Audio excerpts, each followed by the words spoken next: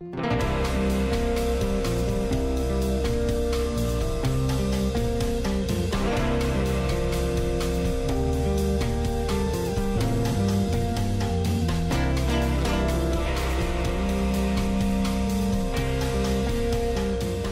many of you have ever received unfair treatment? Jesus said it is impossible that no offenses should come. Do you have the right to be offended? Offense is a snare, a trap. An offense is the bait of Satan. The bait of Satan. John Bevere's best-selling book has changed lives all over the world. God's word, His promise, will always come to pass as long as you don't get offended. And now, John Bevere Ministries presents The Bait of Satan Curriculum, a 12-part series designed to free you from the snare of offense. What you do with the offense will determine your future. Glória a Deus, vocês estão com fome? Eu sei que vocês estão, eu posso sentir, amém? Romanos 8, eu quero ler o versículo 14. Paulo diz: pois tantos quantos são guiados pelo Espírito de Deus, estes são os filhos de Deus. Vamos dizer juntos: pois tantos quantos são guiados pelo Espírito de Deus, estes são os filhos de Deus. Deixa eu fazer uma pergunta. Todo mundo que você conhece na igreja é guiado pelo Espírito de Deus? Não! Eu conheço muita gente que é guiada por suas emoções, seus sentimentos, suas ofensas. Mas ainda assim, Deus claramente diz: tantos quantos são guiados pelo Espírito de Deus são filhos de Deus. Mas para entender realmente esse verso, você tem que entender que há duas palavras gregas que são traduzidas como filhos no Novo Testamento, duas palavras importantes.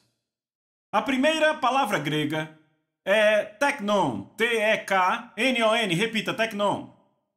Agora, teknon é encontrado aqui em Romanos capítulo 8, verso 16. O próprio Espírito testemunha com o nosso Espírito que somos filhos de Deus, aí é teknon.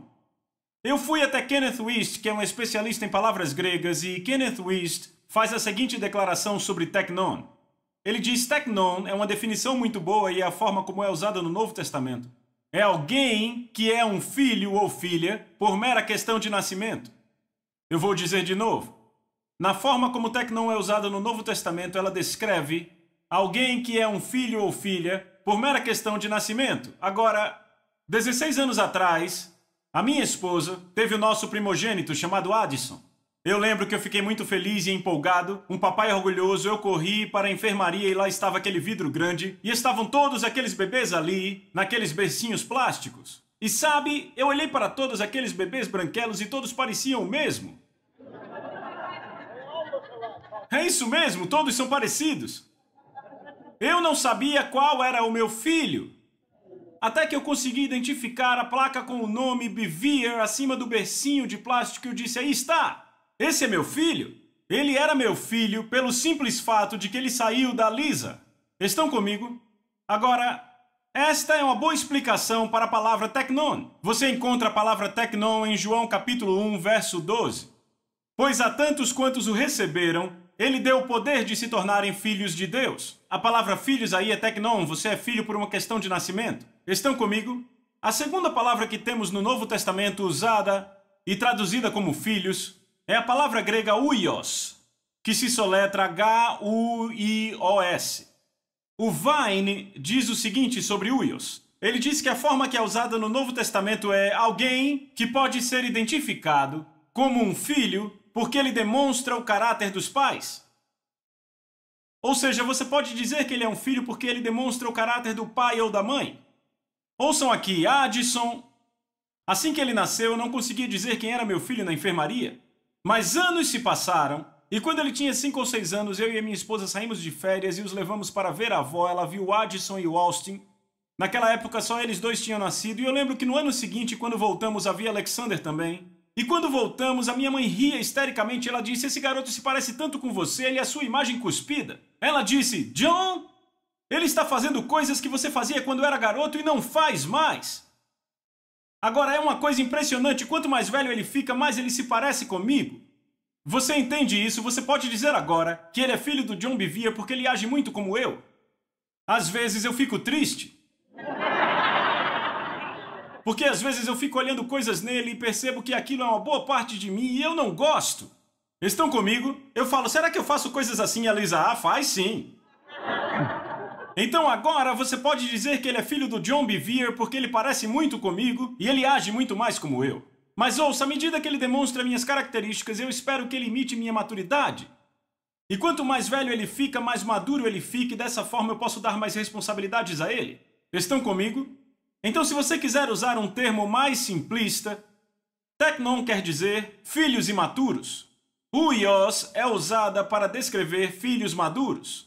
Agora, quando Paulo diz aí que tantos quantos são chamados filhos de Deus são guiados pelo Espírito de Deus, a palavra que ele usa para filhos aí é a palavra huios, que quer dizer filhos maduros. Você está comigo? Então você diz que um filho é maduro pelo fato de que ele é o quê? Guiado pelo Espírito de Deus. Você pode dizer pelo caráter do Pai Celestial que ele demonstra. Agora vemos isso muito claramente em Mateus capítulo 5, 44 e 45. Ouça o que Jesus disse. Ele disse, mas eu digo a vocês, amem seus inimigos. Bom lugar para dizer amém. Abençoe aqueles que te amaldiçoam. Não seria maravilhoso se vivêssemos assim? Façam bem para aqueles que te odeiam. Ache todo mundo que te odeia e faça o melhor por eles. E ore por aqueles que maldosamente... usam vocês e lhes perseguem. Ouça o que ele diz. Assim, vocês se tornarão filhos, palavra grega huios, do seu Pai no céu. Agora, quantos sabem que você não se torna filho de Deus pelas suas obras? É pela graça que somos salvos. Quando você entende as duas palavras, você entende o que Jesus estava dizendo. Estava dizendo, quando você começar a viver assim, vai se tornar como seu pai. Vai se tornar filho maduro, vai demonstrar o caráter dele. Porque ele chama o sol para brilhar sobre os ímpios, assim como brilha sobre os justos. Vêem isso? Ele alimenta os ímpios, assim como alimenta os justos. Isso não é bom? Agora vá para 1 Pedro 4. 1 Pedro capítulo 4. Corra para lá. Agora, uma das formas em que meu filho cresceu, em que Addison cresceu, foi lidando com situações difíceis. Quantos sabem que como pais temos filhos... E quando eles estão em situação difícil, você quer entrar e ajudá-los? Mas se você for um pai sábio, saberá que não deve entrar, deve deixá-lo lidar com as situações difíceis. Amém? Bem, a Bíblia diz o seguinte em Hebreus 5, 9. Embora ele fosse filho, ele aprendeu a obediência pelo que sofreu. Jesus não trouxe a obediência à terra, ele aprendeu. E como ele aprendeu? Por aquilo que sofreu. Estão comigo? Agora, quando você vai para o livro de 1 Pedro, eu amo esse livro. 1 Pedro é um livro que descreve para nós como ele descreve para nós crentes como lidar com situações difíceis, tratamento injusto e etc. Quantos aqui já receberam tratamento injusto? Posso ver as mãos? Todos vocês. Agora, eis o que acontece. Você tem a chance ou de receber a ofensa quando encontra tratamento injusto, ou tem a chance de deixar Deus defendê-lo. Estão comigo? Em 1 Pedro capítulo 2, Pedro fala sobre receber tratamento injusto. E ele faz essa declaração aqui. Ele diz no verso 20 do capítulo 2, que crédito há quando você apanha sendo culpado e aceita pacientemente? Em outras palavras, quando você faz o que é errado e uma autoridade te castiga ou te pune por isso, ou te disciplina por isso, não haja como se estivesse sendo perseguido. Você está tendo o que mereceu? Estão comigo? Em outras palavras, quando você vê as luzes azul e vermelha piscando no seu retrovisor, não culpe o diabo, você vai receber uma multa por velocidade. Amém? Há dois tipos de perseguição, a auto-infligida e perseguição por causa da justiça. A perseguição auto-infligida é quando fazemos algo que é errado, e Deus pôs autoridade sobre nós para nos punir, corrigir ou disciplinar, ou treinar. Há uma forma muito fácil de se livrar totalmente dessa perseguição, que é adquirir sabedoria e mudar o seu comportamento. Estão comigo? E então a perseguição por causa da justiça, quando você faz o que é certo e é tratado injustamente por causa disso, e a Bíblia diz para você dar uma festa porque grande é sua recompensa no céu. Amém? Então ele continua dizendo no verso 21, porque para isto fostes chamados. Repita, este é o meu chamado. Sabe, como pregador, muitas vezes pessoas vêm até mim e me perguntam, para que eu fui chamado? Bem, está aqui em branco e preto, esse é o seu chamado. Há uma boa resposta se levantando aí, hein? Algumas pessoas passam 4 anos numa escola bíblica para descobrir o que foram chamadas para fazer. Aí está em branco e preto, esse é o seu chamado. Pois para isto fostes chamados, porque Cristo também sofreu por nós, deixando-nos o exemplo para que vocês sigam seus passos. Agora eu vou ler na amplificada, é bem claro. Pois para isso vocês foram chamados, é inseparável da sua vocação, pois Cristo também sofreu por vocês, deixando o seu exemplo pessoal para que vocês sigam os seus passos. Qual foi o exemplo pessoal dele, verso 22? Que não cometeu pecado, nem dolo algum se achou em sua boca. Quando ele foi ultrajado ou insultado, ok? Não revidava. Quando maltratado, não fazia ameaças, mas o que ele fazia, aqui está a chave, mas entregava-se àquele que julga retamente. Pedro está falando sobre quando Jesus estava na corte de Pilatos. Os líderes da nação traziam acusações violentas e maldosas contra ele. Jesus não respondeu palavra nem se defendeu. Por quê? Porque ele deixou o julgamento nas mãos do Pai para ser julgado retamente. Ele sabia que Deus julgaria seu caso. Eu nunca vou esquecer da vez quando havia uma pessoa que era autoridade sobre mim e falava todo tipo de coisa contra mim. E eu freneticamente me defendia. E a ofensa estava crescendo em mim à medida que me defendia, porque quando você se defende, você abre mão do seu direito espiritual por proteção. Você eleva a influência daquela pessoa na sua vida. Porque o fato de você ter que respondê-la faz dela seu juiz. Você não precisa responder a ninguém a não ser a alguém que Deus pôs sobre você. Pense nisso por alguns minutos. E o Espírito de Deus disse: filho, enquanto você estiver se defendendo, eu farei assim. E eu vi Deus com as mãos para trás. Ele disse: mas quando você parar de se defender, eu trabalharei a seu favor. Isso foi o que Jesus fez. Porque Jesus sabia que o Pai julgaria seu caso. Seu comportamento maravilhou Pilatos. Então Pedro continua dizendo, veja este 3º capítulo, porque o livro todo é sobre isso. Ele diz: finalmente, todos vocês sejam de uma só mente, tendo compaixão uns pelos outros, amando seus irmãos, sendo misericordiosos e humildes. O que Pedro está fazendo aqui, ele está dando a fórmula para que você não viva em ofensa. Verso 9. Não pagando mal por mal, ou injúria por injúria, ou insulto por insulto. Amigos, eu tenho que enfatizar muito isso. Quando você se defende, quando você entra numa discussão ou conflito com alguém, você cria uma atmosfera em seu coração, uma condição do seu coração, que te faz o candidato perfeito para a ofensa. Estão comigo? Então ele diz, não pagando mal por mal ou injúria por injúria, antes pelo contrário, bendizendo. Estão vendo isso? Quando você for insultado, ele disse, bendiga. Vejam isso. Sabendo que vocês foram chamados para isso, diga, esse é meu chamado. Amigos, vocês têm que entender isso. Ouvimos isso na última lição, que Paulo disse em Romanos capítulo 12, não pague o mal com o mal, não é isso? Então Jesus diz, não pague o mal com o mal. Para quê? Para se tornarem filhos maduros do seu Pai. Agora Pedro dizendo, não pagando mal por mal. É uma mensagem que surge. Ele diz, retorne bênção. Por quê? Porque é isso que um filho maduro faz. Porque sabendo que vocês foram chamados para isso, diga, eu fui chamado para isso. Agora, por que Deus nos chamou para isso? Observe aí, a fim de que possam herdar uma bênção. Da próxima vez que você estiver sendo injustamente tratado, você pode dançar, celebrar, fazer uma festa, porque Deus está te levantando para ser abençoado. Agora ouçam, se, repita, se você agir corretamente. Já pensou quantas bênçãos as pessoas deixam passar? Porque não agem nisso de forma correta. Eles tomam a ofensa. Eles preferem um coração quebrado a uma bênção. Sabe, eu nunca vou esquecer do tempo quando alguém da minha equipe me disse, um grande amigo meu, pastor All, ele estava pregando numa igreja enorme de 5.000 pessoas no Texas e pregava sobre isso. E depois do culto do domingo de manhã, um dos membros da igreja chegou e disse, pastor, eu preciso falar com você. E o pastor disse, claro, e ele disse, Senhor, eu sou executivo júnior de uma grande empresa de seguros aqui do Texas. E ele disse: eu era o próximo da fila para ser promovido a presidente. Ele disse: a posição ficou vaga.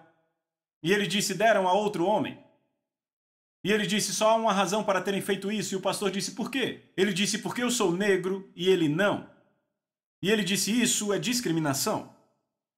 E ele disse: pastor, eu tinha recurso legal. E ele disse: de fato eu estava me preparando para ir atrás do recurso legal nesta semana. Mas depois que você pregou essa mensagem essa manhã, me bagunçou todo. Então o pastor disse: você quer fazer do seu jeito ou do jeito de Deus? Ele disse: do jeito de Deus. Por isso estou aqui falando com você, eu amo Deus de todo o coração. Então o pastor Al disse: bem, deixa eu orar por você, porque Deus vai julgar isso. Isso vai evitar que você se ofenda. Então, sabe o que esse cara fez na manhã seguinte? Esse é um filho maduro, veja. Ele entra no escritório do cara que foi promovido, o emprego que era dele. Ele olha e diz: eu queria que você soubesse que eu serei seu melhor funcionário e eu quero te parabenizar pela sua promoção. E esse cara ficou meio... obrigado.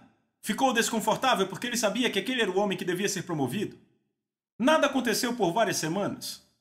Quantos sabem que Deus sempre entrega, mas demora mais do que você pensa? Amém? Então, por semanas, nada aconteceu. Então, várias semanas depois, esse cara recebe uma ligação de uma grande empresa de seguros, em Dallas. Na verdade, a matriz era em outro lugar, mas tinha uma grande filial em Dallas. Nossos executivos perceberam seu trabalho porque eles faziam coisas juntos e ele disse: nós estamos muito impressionados. Ele disse: não estou interessado, não gosto de mudança. Eu estou nessa companhia há anos. Eu tenho benefícios, tenho amigos aqui, a minha reputação está aqui, minha integridade, tenho clientes. Não, eu não estou interessado. E disseram: pelo menos almoce conosco. Eu posso almoçar, mas eu não estou interessado. Disseram: deixe-nos falar com você.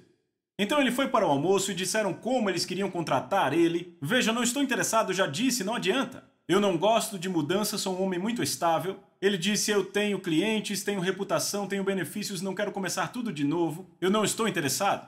Disseram: veja, eis o que queremos que faça. Queremos que você vá para casa, converse com a sua esposa por uma semana, depois venha e diga quanto você quer que nós paguemos. Ele disse: certo, e ele vai para casa. Então ele deixou passar pela semana inteira e uma noite antes do almoço ele olhou para sua esposa e começou: eu não quero mudar. Eu não gosto de mudança, eu não estou interessado. Ela olhava para ele e ele falava aquilo e disse: sabe o que eu vou fazer, querida? Eu sei o que eu vou fazer. Eu vou fazer a coisa mais estúpida, querida, a coisa mais ridícula que eu já fiz. Foi exatamente assim que ele falou. Ele disse: eu vou multiplicar meu salário por 3. Lembre que ele era um executivo júnior, ok? Ele disse: eu vou multiplicar meu salário por 3. Isso vai enterrar as esperanças deles e isso acaba. Então ele escreve uma carta dizendo quanto quer ganhar. Ele multiplica seu salário atual por 3. E ele põe no bolso do seu paletó e vai para o almoço. Então ele está no almoço e perguntam a ele: você decidiu o quanto você quer ganhar? E ele diz: ah, sim, e puxa o papel do seu bolso. Disseram: não queremos ver a carta. Queremos mostrar primeiro para você o que queremos pagar a você. Então deslizam a carta sobre a mesa, ele pega a carta. Ei, ouçam, querem pagar a ele 4 vezes. 4 vezes. Ele olha para a carta em choque. Ele fica sem fala. Bem, eles acham que porque ele não fala não é suficiente.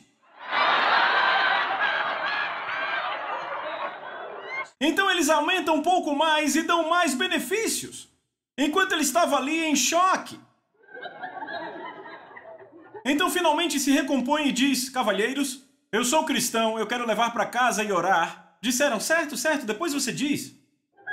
Bem, ele vai para casa e ele e sua esposa oram e o Senhor fala com eles e diz: filho, você entregou isso para mim, você não tomou a ofensa, esta é a minha vingança, esta é a minha promoção, aceite. E você sabia, ouçam, hoje, 15 anos depois, ele é um dos executivos mais importantes da companhia, ele mora em Virgínia, não mais em Dallas. Estão vendo isso? É isto que Pedro está tentando dizer. Se você apenas soubesse que Deus está no controle e você agir como um filho maduro, então adivinhe, ele continua falando no verso 13. E quem é aquele que vai maltratar você se você se tornar um seguidor do que é bom? Pedro está dizendo como alguém pode maltratar você. Quando você toma isso para sua vida, não há nada que possam fazer com você. Falem comigo. Sabem, há vários anos atrás, houve um homem que declarou algo sobre mim que era uma absoluta mentira. Ele declarou isso para 2 ministérios enormes. E apenas uma declaração em 2 dias custou para nosso ministério $10.000. Ei, isso é muito dinheiro para mim, ok? Naquele tempo você imagina, hoje já é muito dinheiro, imagina antes. E um dos ministros me encontrou no aeroporto e disse, veja John, foi isso que ele me disse, eu quase bati no teto. Eu disse, o quê? E eu fiquei muito feliz porque ia entrar num avião para a Suécia e não podia fazer nada. E eu sempre soube, se Deus fala quando você está acordado, fala quando você dorme. Então quando eu cheguei na Suécia, um pensamento veio, o que você está fazendo, John? Porque, rapaz, eu estava realmente, eu estava muito no meio de uma luta dentro de mim comigo mesmo para não me ofender com esse homem. E eu passei a viagem toda incomodado, então pousei na Suécia e disse, ei, o que você está fazendo? Eu posso olhar isso como se tivesse sido roubado. Sabe o que a Bíblia diz quando você é roubado? Você pode exigir no Espírito 7 vezes mais se o ladrão é pego. Eu disse, eu posso fazer isso, mas ainda terei a impressão de que fui roubado. Eu disse, ou eu posso dar esse dinheiro a esse homem. E eu disse, se eu der a ele, haverá um retorno a 100 por 1 e nenhuma mancha. E eu comecei a pensar, rapaz, isso é bom. Então eu liguei para Lisa, ela gostou, liguei para o meu pastor, ele gostou. Então oramos eu e minha esposa e dissemos, nós o abençoamos. Nós semeamos isso, semeamos com alegria em o nome de Jesus. E sabe, a alegria acertou meu coração. Eu fiquei tão empolgado.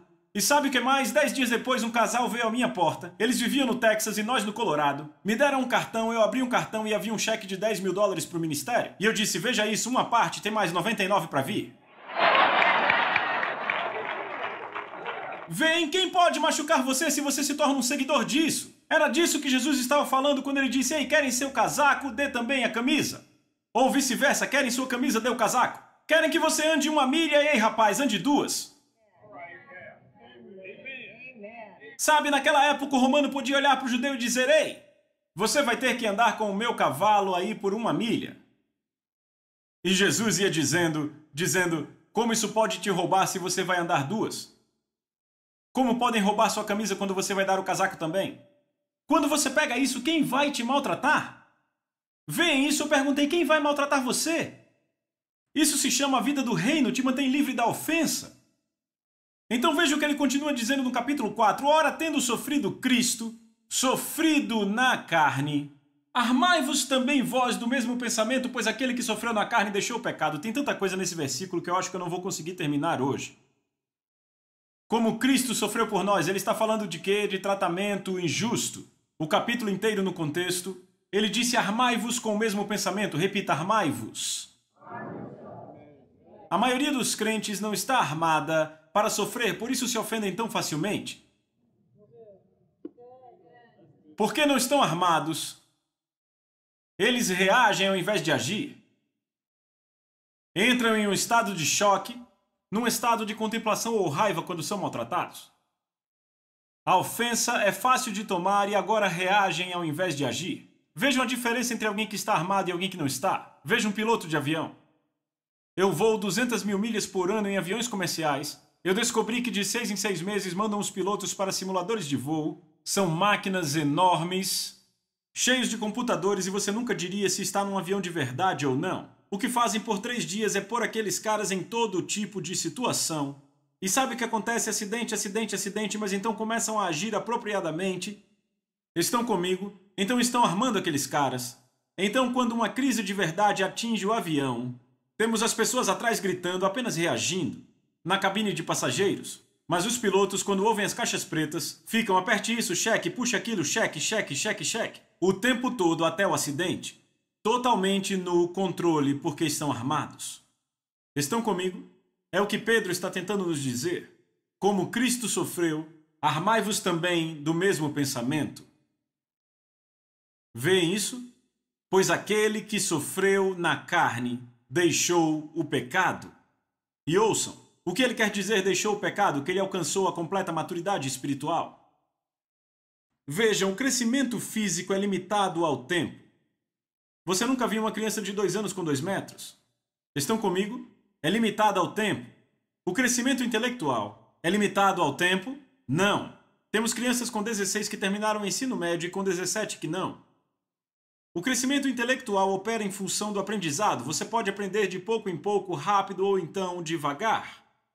Estão comigo? Crescimento espiritual em função do tempo?